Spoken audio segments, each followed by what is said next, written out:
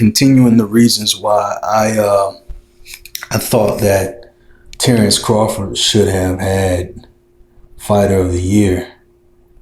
I made a video stating why I thought he should get it, and now I'm gonna make a video stating why I think he should have got it, because it was given to Inoue, the super bantamweight champion. Okay, so first off, in 2023, Naoya the Monster Inoue, had 2 fights. He had 2 fights and he was able to secure the Fighter of the Year. On the other hand, Terence Crawford had 1 fight and he wasn't given it. But when you zoom in and look a little bit closer at the details, you see that Naoya Inoue, he is a true champion, right? He's a true champion, excellent fighter. But in 2023, the only fight that mattered was the Stephen Fulton fight. And that is because the Palace fight was too predictable. The reason why the fight he had with Palace was too predictable, number one, this opponent for him already had on his record, let's just talk about his record. On his boxing record, he already had a bout where he threw in the towel. He quit. He already had a fight where he had a TKO, a technical knockout by another opponent. He already had a fight where he had a mixed decision loss. The reason I say that is because when you choose someone to fight, or when someone to fight chooses you, right? You have to look at their resume, you look at their last fights and you say, okay, why does this fight make sense, right? So in saying that, Inoue, superb record. He's never been beaten, which means there is no blueprint on defeating Inoue. Meanwhile, when he fought the Palace, there were 3 blueprints. The fight where he threw in the towel, the fight where he got a TKO, and the fight where he had a mixed decision loss. So immediately from that point, you can rule that fight out, because the Fighter of the Year is based on in-ring performance, which means it has to be superb performance versus all your other peers. So that fight is not a great fight for viewers of and fans of Inoue to even watch, because they already know who's going to win that fight. It's too predictable. You see? Now, when you look at Stephen Fulton, he has never lost before. He had never lost before the Inoue fight, which means there is no blueprint for Stephen Fulton, and there is no blueprint for Inoue on how to beat these 2 fighters, meaning they have no losses. So in terms of watchability, it's a great fight. Not only is it a great fight, but it's also a fight that could make Inoue the super bantamweight champion. Now, looking at Terence Crawford having only 1 fight in 2023, you have to weigh his opponent against the Stephen Fulton fight. So the Stephen Fulton fighter has to be measured against the Errol Spence fighter, meaning their record, the quality of that fight. Now, the quality of that fight is determined by how many 12-round bouts have they had, how many TKOs have they had, How many KOs have they had? Unanimous decisions.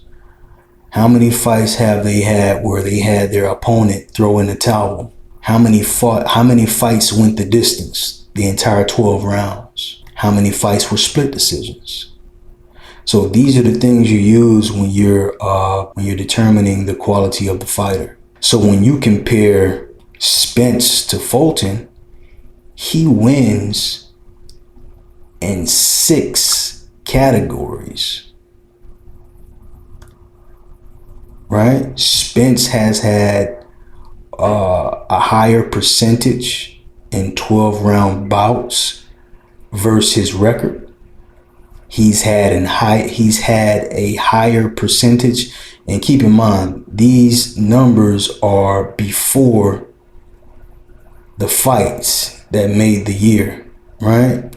So the numbers I'm giving you with Spence is before his fight with Terence Crawford, and the numbers I'm giving you with Stephen Fulton is before his fight with Inoue, right? So 12-round bouts. Out of all Spence's fights, he was 35%. So 35% of his fights were 12-round bouts. TKOs, 42% of his fights were TKOs. KOs, 25% of his fights were KOs. Unanimous decision, 17% of his fights were unanimous decision. RTDs, where your opponent throws in the towel, 10% of his fights, 3 fights, his opponent threw in the towel. They didn't even want to fight him anymore. Mixed decision, he's had no mixed decision fights, meaning if it had went to 12 rounds and it was based on the scorecard, it wasn't a mixed decision. It was a unanimous decision or a split decision. It wasn't a mixed decision, right? So it wasn't in question, was it this fighter or that fighter who won? It's too close to determine. It's a mixed decision, right? Now, fights that have went the entire 12 rounds, out of the 12-round bouts, the fights that have went the entire 12 rounds, he had the lowest percentage. He had a 10% or percentage of his fights that actually went 12 rounds, meaning he got fighters out of there majority of the time. Now, he did have one split decision, and that was against Sean Porter. Now, when you look at Stephen Fulton had out of 21 fights, 23% of them were 12-round bouts. 23% of those 21 fights were TKOs. 47% were unanimous decision, which he won in that category. He had a higher percentage of unanimous decision bouts in favor of him out of the 21 fights. So that was more than Spence. KOs, 9% of his fights have been KOs. Mixed decisions, 14% of his fights were mixed decisions, which means it was a very close fight. Split decisions, he had no split decision fights on his record, so that's good. He beat out Spence in that category, right? RTDs is where once again it's when the fighter retires, right? His corner throws in the towel for him. He doesn't want to fight again. Fulton has 14% of his fights have ended with his opponent quitting early.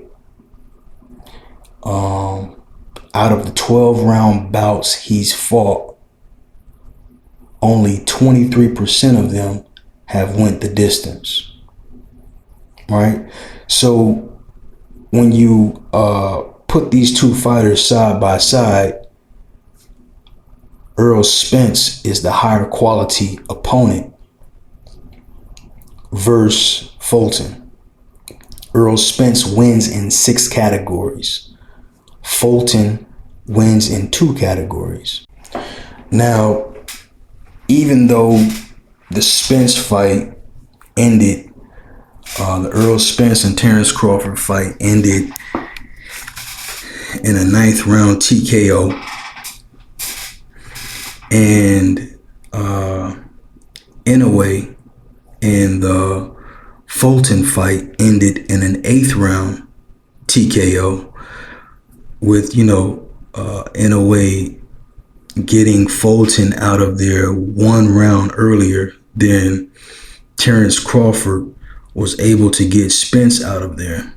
Now, when you look at these fighters and you place them side by side, and you look at how the quality of the fighters are, how much of a difference there is, you see that Errol Spence is going to be the stronger fighter.